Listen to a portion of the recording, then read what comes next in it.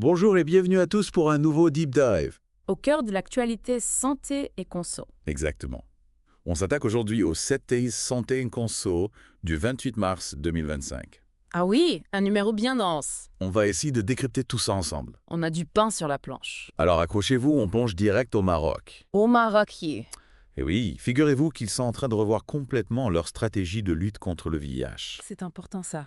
Environ 22 000 personnes vivent avec le VIH là-bas. Pas mal quand même. 68% d'entre elles ont déjà accès au traitement. Déjà un bon chiffre. Mais voilà, le Maroc veut aller encore plus loin. Plus loin. Ils introduisent des nouveaux médicaments antirétroviraux, C'est quoi le nom déjà? le dolutegravir. Dolutegravir. Ok, ils sont plus efficaces pour bloquer la multiplication du virus. Ça c'est important. Et en plus, beaucoup moins d'effets secondaires. Ah, ça c'est génial. C'est ce qu'on appelle une approche gagnant-gagnant. Tout à fait. Et ça c'est vraiment une volonté politique forte au Maroc. Ah oui.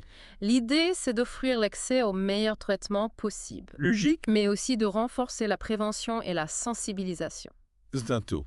Le plus intéressant là-dedans, c'est que ces nouveaux médicaments, même s'ils sont plus chers à l'achat, Oui.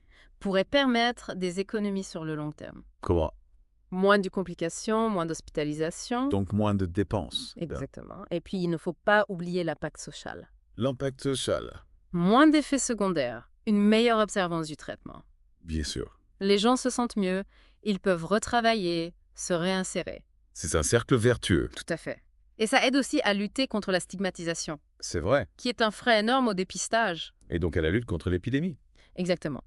Le Maroc s'inspire d'ailleurs de pays comme l'Afrique du Sud et le Brésil, Ah bon? qui ont mis en place des programmes très ambitieux. Et ça marche. Les résultats sont assez impressionnants. C'est encourageant. Ça montre qu'avec de la volonté politique et des moyens, Oui. on peut vraiment faire bouger les choses. Bon, on change de sujet. Avec plaisir. Vous mâchez du chewing-gum. De temps en temps. Alors, préparez-vous à une révélation.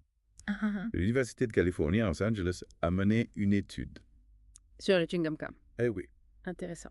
Et ils ont découvert que tous les chewing-gums libèrent des microplastiques Des microplastiques. pendant qu'on les mâche. C'est pas vrai. Naturels ou synthétiques, c'est pareil. Mais comment ça se fait? Mystère. Et c'est beaucoup, ouais. En moyenne, 100 particules par gramme de chewing-gum. Oula! Et ça peut monter jusqu'à 600 pour certains. C'est énorme Et le pire, c'est pendant les 8 premières minutes. quand on mâche le plus. Exactement. Alors même les chewing-gums bio, Même combat. incroyable, Si vous mâchez 160 à 300 chewing-gums par an, comme beaucoup de gens. vous avalez potentiellement jusqu'à 30 000 microplastiques. Aïe! Et encore, c'est une estimation basse. Parce que...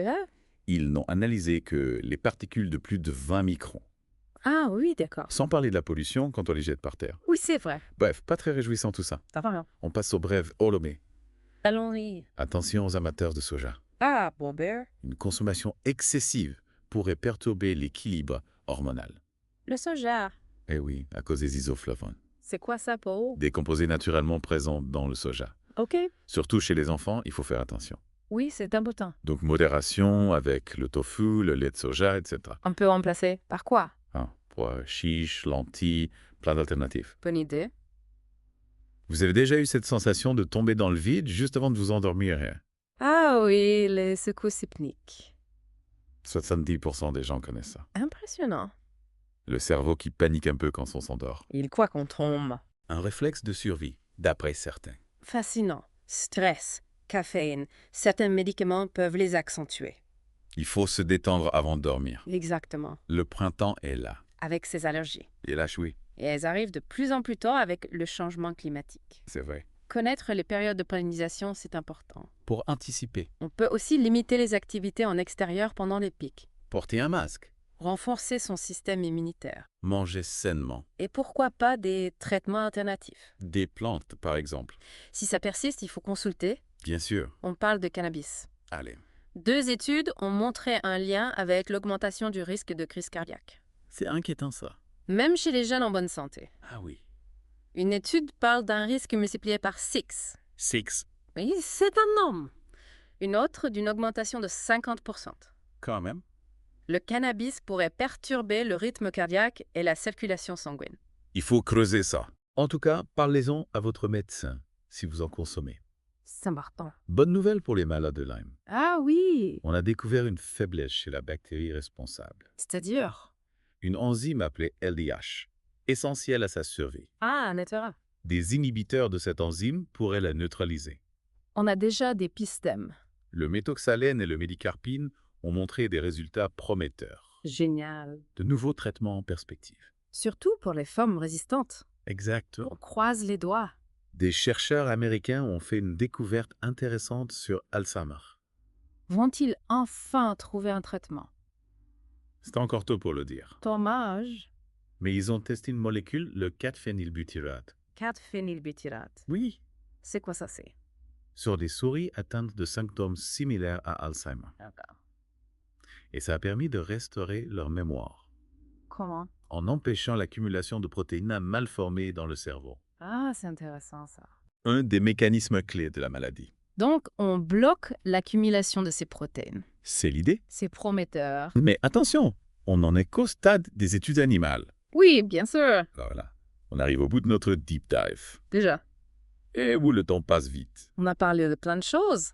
Du Maroc au microplastique, en passant par le soja et les allergies. Tout est lié en fin de compte. C'est vrai? On vit dans un monde complexe. Plus que jamais. Alors, en sortant de ce deep dive, Oui. posez-vous la question. Laquelle va? Quelles actions vous pouvez mettre en place au quotidien?